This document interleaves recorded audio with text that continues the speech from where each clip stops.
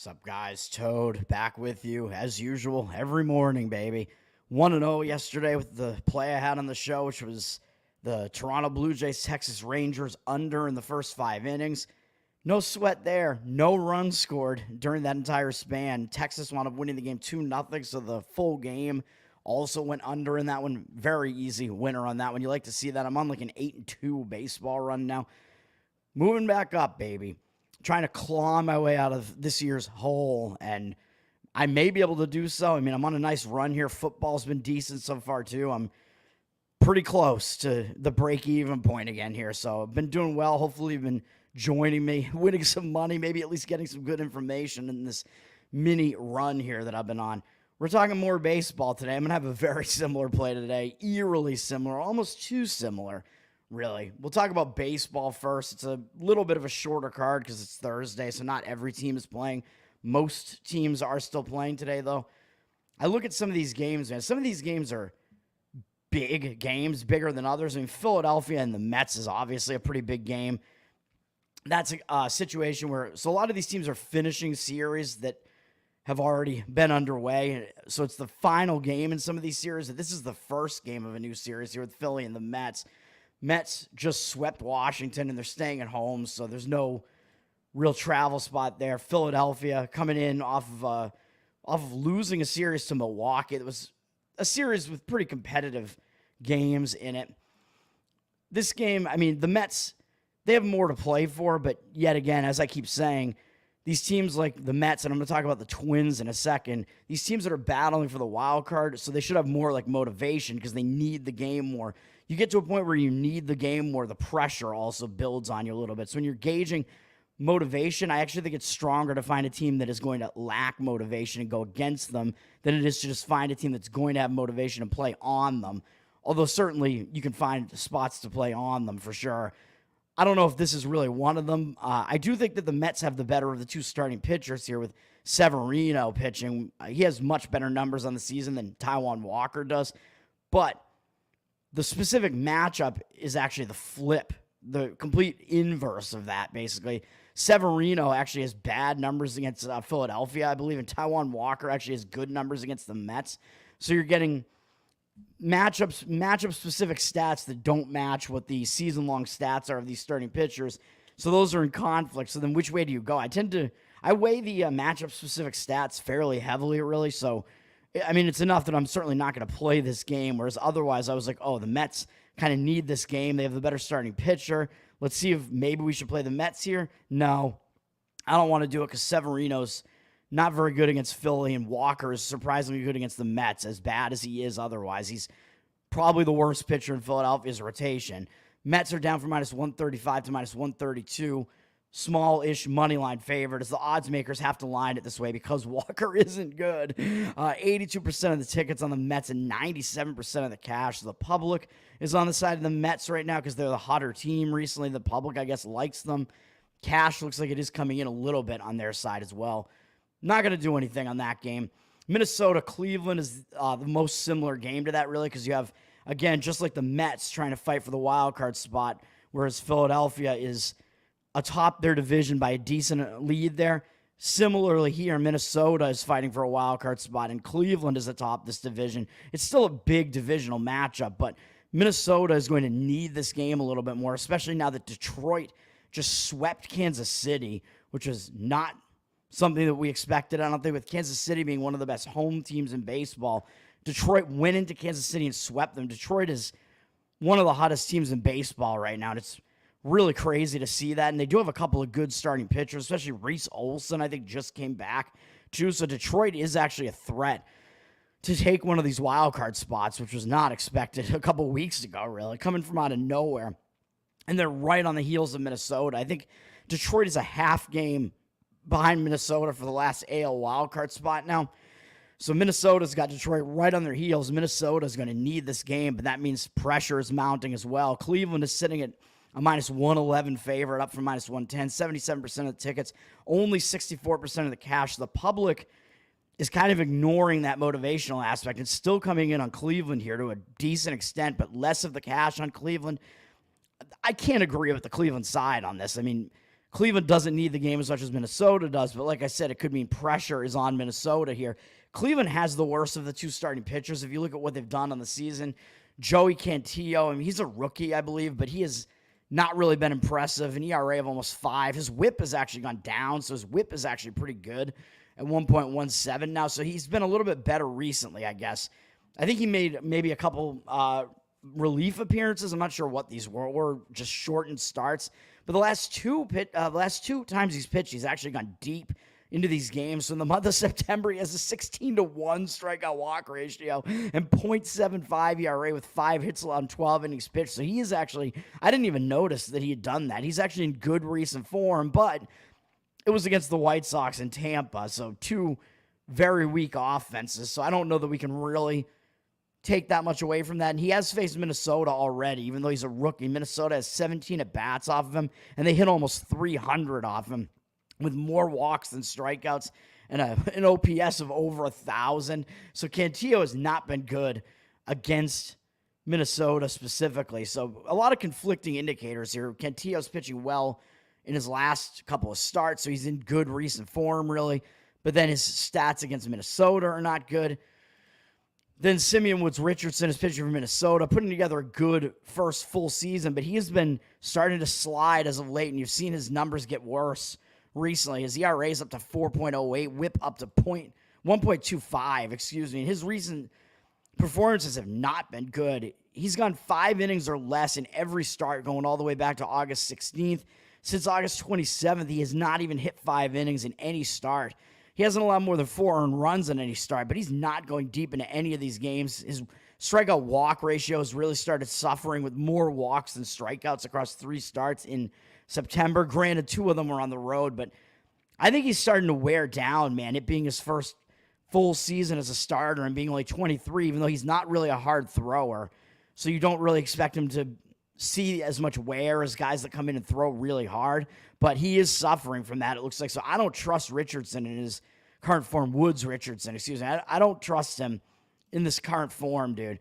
Even though he has done well against Cleveland in his career in probably a couple of starts, 37 at-bats, 8-0 strikeout walk ratio against him, only 1 extra base hit, Bo Naylor with a home run.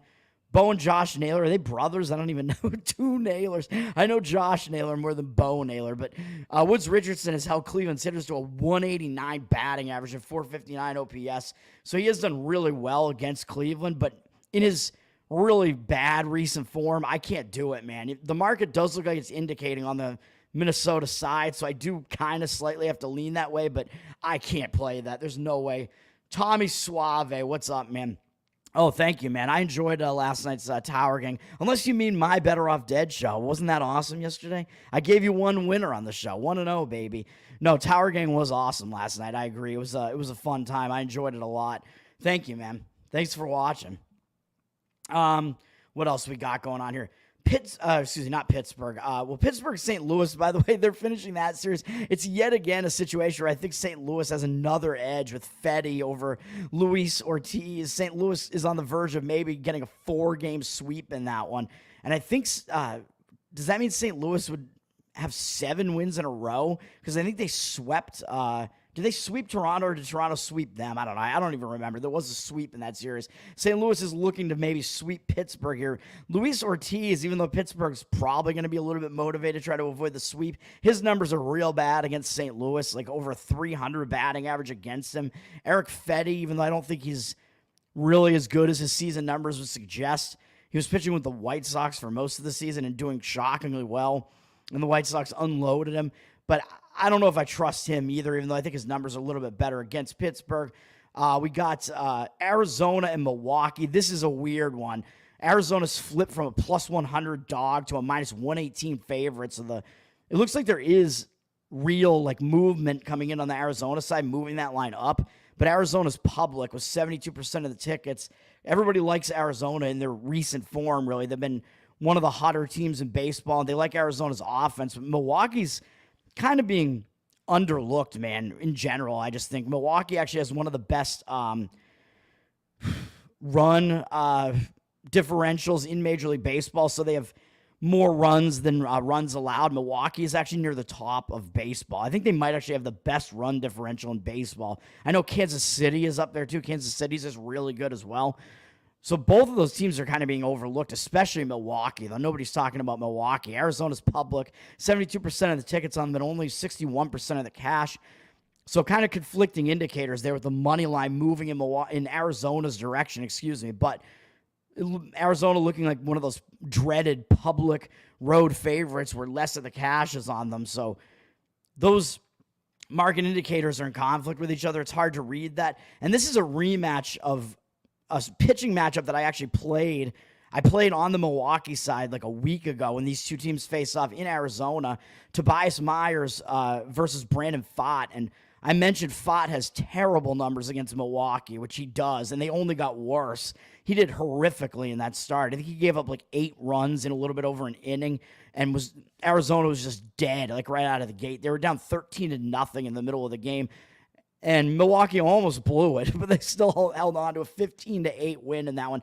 Tobias Myers had never been seen before by Arizona, so that was a big part of that handicap. I like Myers as a good young pitcher, but I don't think he has quite the edge this time. Now that Arizona just saw him for the first time, now they know what to expect out of him. So I think Arizona probably will have a little bit of an easier time against Milwaukee this time because of that. But Brandon Pfaadt's numbers against Milwaukee are really, really terrible. Milwaukee hits like 450 off him, maybe even more, maybe even a higher batting average than that. They just absolutely drill Brandon Pfaadt. So there's no way I would want to be on Pfaadt either. You could potentially look to an over in this game, but then again, I don't know. Maybe you're getting a little bit of value. The line looks like it's gone down a little bit from 8.5 juice to the under to 8 juice to the over.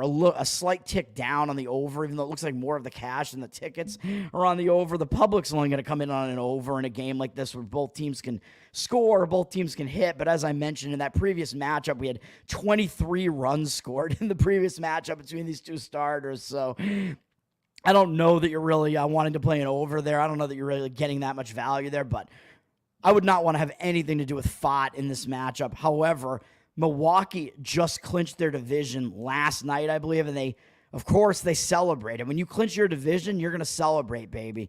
Milwaukee has a big lead in their division, so I think Milwaukee could be in a little bit of a letdown spot. They have an 11-game lead in their division. They clinched the division, which means they clinched a playoff spot. That's it. They're the winner from the NL Central. So even though this is a big matchup against Arizona, you might see Milwaukee take their foot off the gas just a little bit, man. You celebrate like that. You just clinch your division. You just got into the playoffs. You have a tendency to have a little bit of a step back after that, a little bit of a letdown. You don't need that game. Arizona certainly needs it more because they're in the heat of the wild card race. So the motivational and situational aspects of this are certainly against Milwaukee in this one. But again, Brandon Pfaadt against Milwaukee, no thank you. So interesting situation there. A lot of situational angles coming in there. And Houston is returning home from a road trip. They're, I think, the only team that's in a road trip return spot like this today, returning from the West Coast, where they went 4-2 on the road trip, but swept Anaheim and lost the series to San Diego. Puts Houston in kind of a bad spot, like a distraction type of spot, coming back home against Anaheim. But Anaheim has Jose Suarez pitching, and he's a guy that I think he's been in and out of the rotation. I think he's mostly come out of the bullpen or something, but he doesn't make deep appearances, so you would expect that Suarez is only going to have like an opener type of start here where he's going to be out of the game a few innings into the game. So then you get Anaheim's bullpen for the rest of the game. It'll be a bullpen game for them for the most part. I don't want to have anything to do with that, especially when Yusei Kikuchi, even though his numbers aren't terrific against Anaheim really, Houston still has not lost a game that Kikuchi has started since they traded for him. That's been a trade that's been working out nicely. He seems to have gotten a little bit of an extra boost being on a team. He got traded away from Toronto, who are not a contender this year. Now he's on a team that is a contender in Houston. It seems like it's boosted him up a little bit, and he's been pitching a bit better with Houston. He's been getting a lot of run support, too. And Houston, I think they're like 8-0 when Kikuchi starts now. Maybe it's even more games than that now. So I don't want to step in front of that train, even though this is a bad spot for Houston, just schedule-wise. Typically, you return home from a road trip, you're going to be a little bit distracted. So I don't like that. for Houston. I don't know what the market looks like on them, really. They're a huge favorite, though, up to minus 272. They're public, but I don't really see much of the percentages there, really, to even get a gauge on that. I don't want to get involved in it. And then I was going to talk about Washington and the Cubs, even though it's not really that interesting. The Cubs, I think they're technically still kind of in the wild card race. I don't think they've been eliminated yet, but I don't think they're going anywhere. But this is a matchup where I was looking to an over. I don't see any market percentages on this really yet. The line looks like it's just sitting at 8.5, juice to the under. This is at Wrigley Field. It's Patrick Corbin for Washington, man. I mean, Patrick Corbin, I make fun of him all the time just because he's really not a good pitcher. 5.45 ERA, 1.49 whip on the season. That's just bad. Too many walks, 52 walks in 165 innings. He's allowed 194 hits, too. Does have 132 strikeouts and not a high strikeout rate either, but that amount of hits that he's allowed is terrible. He had a stretch where he started pitching pretty well, 3.76 ERA in the month of August. But since then, he's kind of he's been not quite as good this month, mostly because he had a bad start against Pittsburgh where he gave up 7 earned runs. He had 2 good starts surrounding that, but they were both against the Miami Marlins, who are one of the weakest offenses in baseball. So I don't really know if that's much of a gauge of anything. Like, I don't think that's really going to tell us that he's in great recent form just because he pitched well against Miami a couple of times. He still gave up too many hits in one of those 2 starts. So I don't know. I'm still on the side that Corbin is a very fadeable pitcher. And up against the Cubs, he doesn't do well. I mean, he doesn't do well against anybody, but 117 at-bats worth in his history against the Cubs hitters. They hit 291 off him with a 27-14 strikeout walk ratio. That's way too many walks. And an 836 OPS. He's allowed a bunch of home runs to them, too, and it's kind of spread out. It's not just one guy doing damage against him either. It's spread out across the Cubs lineup, so Corbin's certainly fadeable, but I actually kind of like the over here because you get Javier Assad for the Cubs. He's got a 3.27 ERA, and you might think, hey, that looks pretty good, but his 1.36 whip is not good. He walks way too many guys, dude. 59 walks. I mean, this almost looks like Patrick Corbin's numbers here. 116 strikeouts. He doesn't strike out a lot of guys. He walks too many guys, but different from Corbin, Assad doesn't allow that many hits. 128 and 137 and 2/3 innings pitched. So he does get himself out of jams because he doesn't really give up a lot of hits. He does give up too many home runs, though. He had a stretch where he really wasn't going deep into a lot of these starts here last month. Had a few in a row where he didn't even make it 5 innings. Started turning it around a little bit. He actually had a decent start against the Yankees and then went to Colorado. And I would say that was kind of a mediocre start. He gave 4 earned runs in 6 innings. It wasn't the worst start, but he put 10 men on base, so that's not good either. But it was in that high elevation environment there, which isn't very good. But Assad, I think he's worse than his ERA would suggest at the very least. And up against, who are they facing again? What am I even talking about? Up against Washington, he actually doesn't have great numbers, but it's only a 26 at-bat sample size. But 4-2 strikeout walk ratio. He's allowed a 346 batting average to them and 893 OPS. So Washington, when they have faced him, have done decently offensively against him. So that's a spot where I was looking to an over. I am going to be on a total here, and it's almost exactly the same thing I did yesterday. I'm going to be on an under. This is my only play today, man. I'll talk about football in a second before I get out of here, but I'm not playing either of the football games. I am going to play. This is where you go, man. It's football season, but you find the edge in baseball totals. That's where I'm going. I'm going Toronto, Texas. I'm going back to the well, and I'm going under again. Full game this time, 7.5. Oh, boy, it's a low total. The odds makers are kind of telling you something. They think this is going to be a low-scoring game. If you can get that under 7.5, as I always mention in baseball, the 7 is the key number because when it's a 3-3 tie, that extra run breaks the tie and it needs to happen for the team to win. So 7.5, getting that hook, that's what you want. I found it at minus 104 out there. I know last night I was on the starting pitching matchup because I didn't like the bullpen rest scenario. The bullpen rest scenario is better this time because yesterday both starters gave us a good start. There were no runs scored until deeper into that game, and then I think both runs were scored by Texas off of Bowden Francis while he was still in the game. So the bullpens actually didn't do badly in that game. It didn't allow any more runs. Texas used like their 2 best relief pitchers yesterday, but they didn't use anybody else. So their bullpen is in a better rest shape here because they were able to hold off and only use a couple relief pitchers. I am a little bit worried that both bullpens aren't very good, but they're pretty rested after yesterday. They were able to rest yesterday. And Toronto, I think, only used one relief pitcher, and it was not their one good relief pitcher, Green, their closer. They did not use him, assuming he's not hurt or anything. So I think the bullpen scenario is okay here. And I like this better than the first 5 innings. First 5 innings, we got a good price last night because I think both starting pitchers are being overlooked last night. Tonight, you're getting a little bit less of a decent number on that. Like it's sitting at 4. You can get under 4 in the first 5 innings at like plus 100, which, I mean, if you want to play that, I wouldn't tell you not to do that, but I prefer this a little bit more just because I like the number a little bit better on the full game this time. But the under 4, I see some under 3.5s out there as well, and I see some under 4.5s, but you're paying like minus 160 for that in the first 5 innings, and I would not want to do that. I would potentially think about playing the under 4 at plus 100 because a lot of this does have to do with the starting pitching matchup. I'm a little bit hesitant about these bullpens just because they're not good in general, but because they were rested after yesterday's game, they're pretty rested. I'm okay with it. And we look at the starting pitching matchup here. I like the starting pitching matchup for an under, man. Kevin Gausman is pitching for Toronto, and he was shaky to start the season, but he's kind of returned to his usual form where he's a decent starting pitcher that gives you a lot of innings and doesn't really give up a lot of runs. 4.02 ERA, a 1.25 whip. I don't love the whip. 153 to 52 strikeout walk ratio. He's not a huge strikeout guy. He does walk too many guys, does allow too many home runs a little bit with 20, but doesn't allow that many hits either, 161 and 170 innings pitched. And as I mentioned, he was really struggling early in the season, and then we've seen him return to form a little bit and get better. And if you go all the way back to this bad start against the Yankees, probably the best hitting team in baseball, where he gave up 7 earned runs.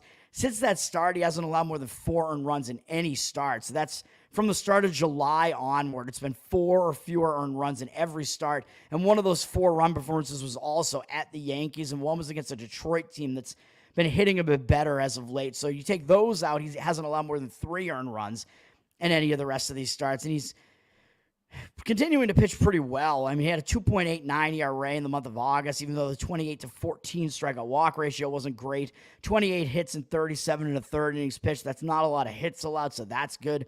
So the walks are a little bit concerning, but he's not allowing that many hits. This month he has allowed too many hits, though. 15 in 13 innings pitched, 5 walks and 8 strikeouts. I mean, that's not a great ratio either, but he did face Atlanta, and he still held them to 3 earned runs. So that's not really a bad start, given that it was an Atlanta offense that can definitely hit. And then he had a pretty decent start against St. Louis, holding them to 2 runs, 3.46 ERA this month. I would say he's still in pretty decent form. And up against the Texas Rangers in his career, 109 at-bats worth. These hitters have not been that successful against him, even though he has walked 11 of them, so you don't like to see that, really. 35 strikeouts to 11 walks. The walks are a little bit high there, but he's held Texas's hitters to a 202 career batting average against him and 651 OPS. So even with those 4 home runs in there, he's held them to a very low batting average and very low OPS. Gausman has been good against these Texas hitters in his career. And then Gausman, this is one thing that you have to mention with Gausman, man. He's got home road splits that are some of the more insane in baseball. He sucks at home. He has a 5.26 ERA at home and has a lot of 260 opponent batting average, which that batting average isn't really even that bad, but the ERA is noteworthy. It's pretty bad at home. On the road, however, 2.67 ERA on the road. That's insane. He is so much better this year on the road than at home. He really does not do well at the Rogers Center, so you tend to want to look to play Gausman when he's on the road.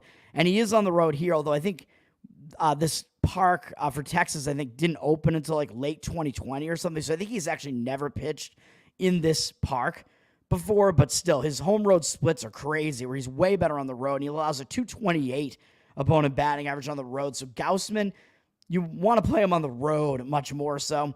And then we got Kumar Rocker pitching on the other side, man.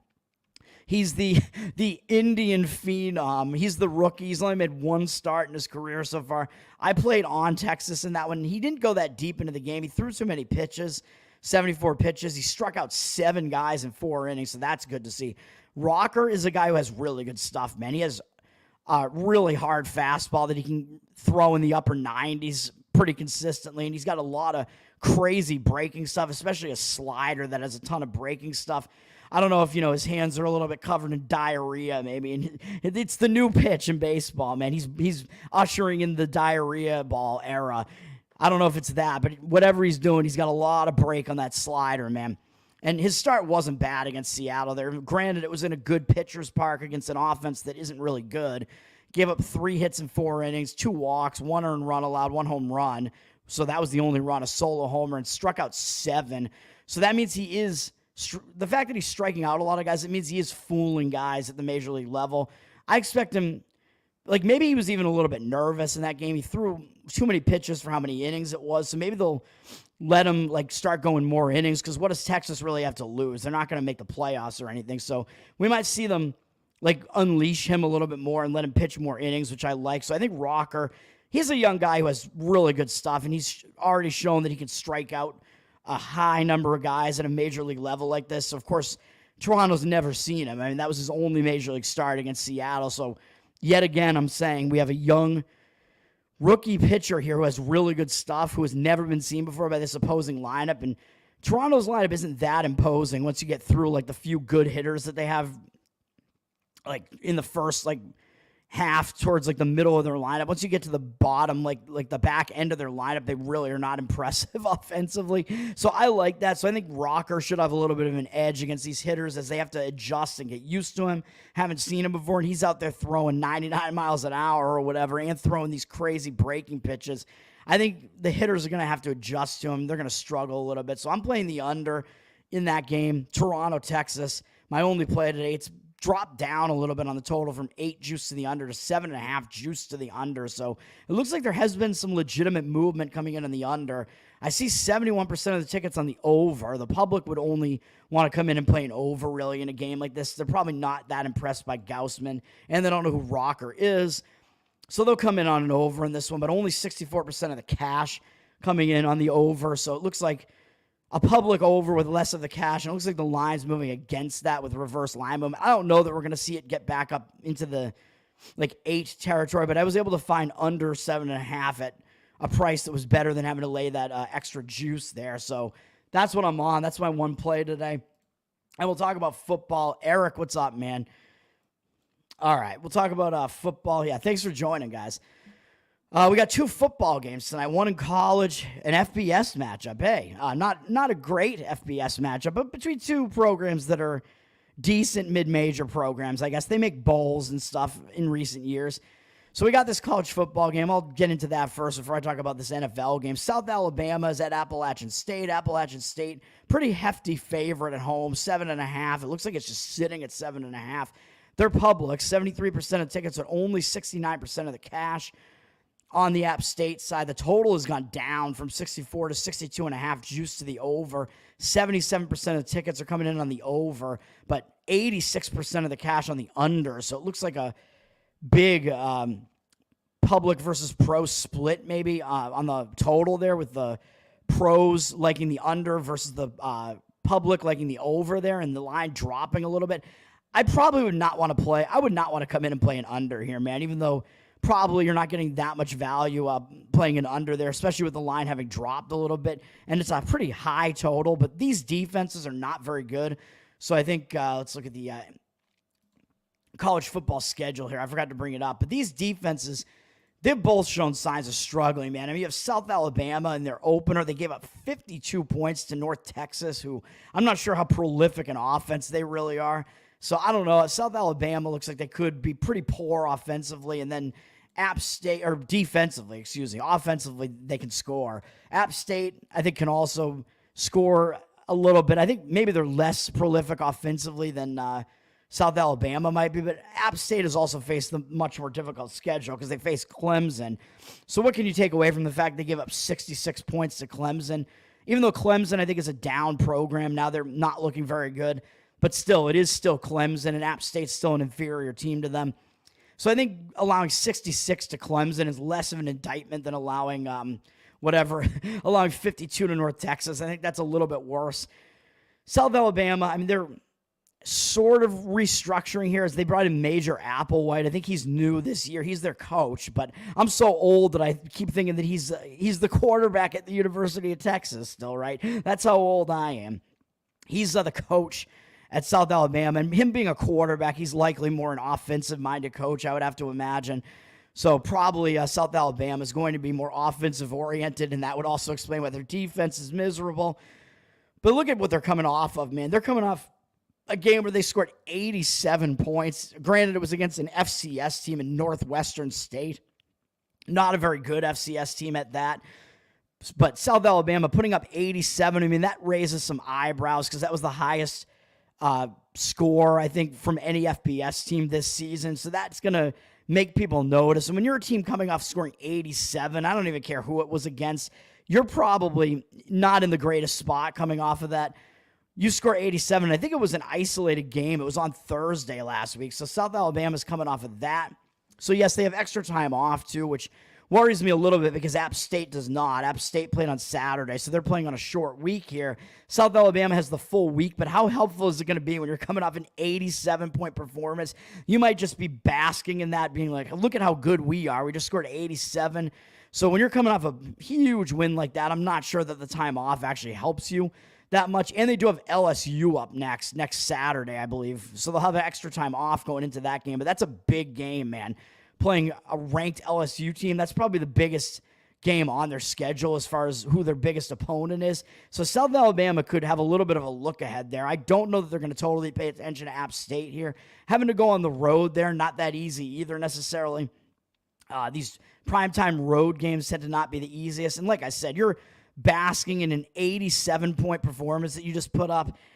I think you got to be in line for a little bit of a letdown after that, even though it was not against a good team. I talked about it with the Miami Dolphins last year when they scored 70 whatever against kind of a weak Denver team. Even though it was against Denver, Miami still had a much more lackluster performance off of that. So I think that could be the case here. And then you got App State. Oops, excuse me.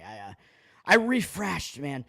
So then you got App State here. App State, they're coming off of barely beating East Carolina, but they were coming off a Clemson game. It was a second straight road game.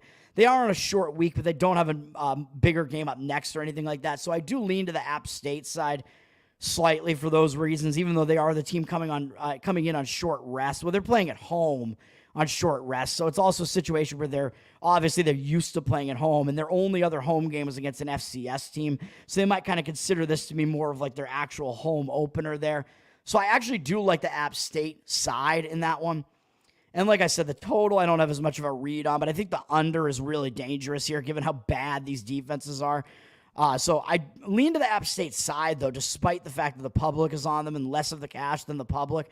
I don't want anything to do with a South Alabama team that just scored 87 points, man. I don't. And like I said, I think they'll be basking in that a little bit with that extra time off. I don't think they're going to be when you win like that, you don't use that extra time off to prepare something. You're not like focused being like, guys, we have to get better here.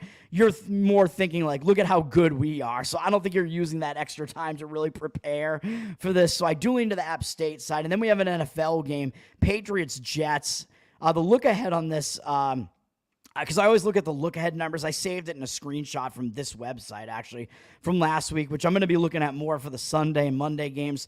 The look ahead on this, I think, was the Jets either at 7 or 7.5.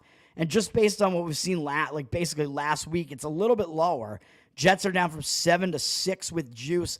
They're looking a bit public with 59% of the tickets, but only 55% of the cash on them. I'm kind of surprised because this line on the surface in a divisional matchup, AFC East, Patriots 1-1. They beat Cincinnati and they played competitively against Seattle. So I think I would have thought the public would not be off of the Patriots as much as they are here because the Patriots haven't looked as bad as we expected them to be.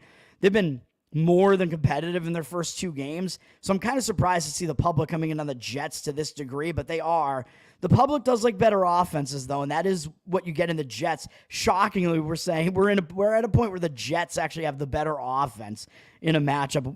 Wouldn't have said that at all last year, but Aaron Rodgers is back, baby. The Jets look like they've improved their offensive line. Their offensive line seems to be doing better this season. like significantly better. They were horrific last year. They were a train wreck, and they brought in some new guys there, and they seem to have kind of meshed already in those first couple of games. The Jets' offensive line has been good. Aaron Rodgers has been doing decently, shaking off the rust. He hasn't really been making mistakes. He hasn't been like lighting it up and putting up huge offensive like yardage numbers so far, but they don't really need him to either. But he hasn't been making mistakes. He's been pretty decent. You might see him continue to improve as he gets back into the rhythm, back into the groove there. And the Jets, of course, they have talent around them with Breece Hall. They got Garrett Wilson there. So the Jets do have a decent offense, and it is actually the way more talented offense against what the Patriots have. The Patriots' offense is extremely anemic. I mean, they are going with Jacoby Brissett there because he doesn't make mistakes. That's the one reason to go with Brissett. He's a veteran. He's used to it, and he is a guy who really doesn't turn the ball over much. So the Patriots stay in games just because Brissett is not a turnover machine. Quite the opposite. But the Patriots' offensive line is horrific, which I think is why they did not bring Drake May right into the fire there, because he would be just getting his ass killed out there. At least Brissett knows how to handle the pressure. This offensive line for the Patriots is horrendous, and I think we might see, like, it might finally be a situation where the Patriots might start making some mistakes offensively against a Jets defense that isn't that bad. The Jets defense was great last year. They do have a couple of injuries on their defensive line now this year where they're maybe not quite as good as they were last year, but the Jets, I think they're going to start rounding into form again defensively. I think we're going to see they're still one of the better defenses in football, and I think this is a spot where this bad Patriots offensive line, the Jets have the capability of getting through that line and getting to this Patriots offense. So I do think we're going to see that. I do think this might actually turn into a bit of a mismatch. So where the line, like I said, on the surface actually looks like it's a little bit too high, but I actually don't really think that it is. If I were to be forced to take a side on this one right now, I would have to actually lean to the Jets side because they have the much better offense. They will have the ability to score, whereas the Patriots, against the Jets defense, I don't know where their scoring is really going to come from. The Patriots defense has looked good in the first two games. I think their defense is decent, but it was against a Cincinnati team that was coming in pretty cold, and they had, like, Jamar Chase was holding out. They had guys who were holding out, like, contract issues. So I think that was a distraction in that first game for Cincinnati this season, and Joe Burrow was coming back from injury. So I don't think you really expected Cincinnati to be just really good right away. But then last week we did see Cincinnati play a bit better against Kansas City. But I think those distractions coming into that opening day, and I think Cincinnati just thought they needed to show up just to win the game because the Patriots were expected to be so bad. I think Cincinnati really took them lightly. So I wouldn't put that much stock into that. And then the Patriots did play competitively against Seattle last week. But looking at the stats in that game, even though it looked like a low-scoring defensive game, Geno Smith actually shredded the Patriots defense. He had over 300 passing yards in the game. So the Patriots defense didn't do as well as it looked like on the scoreboard. Seattle was able to move the ball against the Patriots. So the Jets do have the offensive weaponry to be able to do that as well. I don't think the Patriots defense is that good. I think the Jets actually are the better team on both sides of the ball in this game. Although you could argue that both these teams are still defensive-oriented teams. Very low total. It's down from 40 to 38.5. So a game with a really, really low total like that, I don't really want to lay a huge favorite like that, like needing that team to score that many points when it should be maybe more of a defensive-oriented game here. And we are getting a game that's not really as good on paper as the last couple of Thursday night games. Ravens-Chiefs kind of lived up to the hype, I guess. Last week's game didn't, as the Bills blew out Miami, and Miami lost Tua in the game. But Miami was getting crushed in the game, even with Tua in there. That was a dominant Bills performance. So this game could be maybe more competitive than that one, even though on the surface it looks like an ugly game. But, I mean, Aaron Rodgers is back. The Patriots offense, as I said, is really, really ugly. So that is what you're dealing with in this game. And as far as the total, I don't even know, man. It's dropped so low. 53% of the tickets on the over and 69% of the cash coming in on the over. I don't know. These Thursday night games tend to be pretty bad offensive games in general, too. So I don't know. But when it's a game between two opponents that know each other, you might see them like pull out some tricks there. I don't even know what to think about the total. I can't gauge the total at all. I do lean to the Jets side slightly. And on Thursday nights, of course, you do see that the home team, because it's a quick turnaround time, the home team does tend to have a bit of an advantage because they're used to playing at home, obviously. It's their stadium, but this is also a divisional matchup. As I mentioned last week, that kind of mitigates the home advantage a bit because the road team is actually used to playing against the home team. The Patriots have to go there every year, obviously, and it's not a long trip from New England, from Foxborough down to the Meadowlands. So Patriots are used to making that trip, so I don't think it's going to be that much of a factor. What could be a factor, though, is this is actually double revenge. I don't know how much stock you really want to put into that, but the Patriots, even though they sucked last year, I think they only had 5 wins or whatever on the season, and 2 of them were against the Jets. They beat the Jets both times last year, a season sweep of the Jets. So the Jets might have a little bit of extra motivation just because of that, if they remember that. The Patriots beat them last year. Remember, that was the Jets without Aaron Rodgers. The Jets' offense was so putrid last year that they are not like that this year. I think we're going to be surprised by how decent the Jets' offense is actually this year if they stay healthy. I think with that offensive line looking like they're playing a bit better. So that's going to do it for me, man. I think that's the info I got for you there. So I slightly lean to the Jets side in that one. I have to pick every game in pools, so that's probably where I'm throwing my pick down in this one, but I really don't want much to do with it at all. But the Patriots O-line is like completely injured. They have such a cluster injury problem on the offensive line. I think you could see them lose the battle in the trenches there as far as that's concerned. So you could see the Patriots really struggle to score in this game. But are the Jets going to be able to score enough to get to cover this number? I don't know. We will see. It remains to be seen. Thanks for joining, man. Thanks for hanging out. I'm going to get out of here. Have a good day. My one play, as I mentioned, baseball is my one play today. Toronto, Texas, again. This time, full game, under 7.5. Minus 104 is what I saw the price at. Have a good one. Peace out, baby. Have a good day. Oh, and follow Tower Gang. Of course, we had, as was mentioned in the chat there, thank you. I'm Tower Gang Toad. Tower Gang, we're all live every Wednesday night, man. We are the most offensive comedy podcast out there. And as was mentioned in the chat, we had a fun episode last night. It was a funny episode. The pre-show and the post-show, I think, were both pretty interesting as well. Those were both pretty funny as well. It was a long post-show, too, so sign up for the Patreon. Patreon.com/Tower Gang, and you'll be able to see those right away. And be able to join the next ones live as well. We're live every Wednesday, baby. Peace. Have a good one.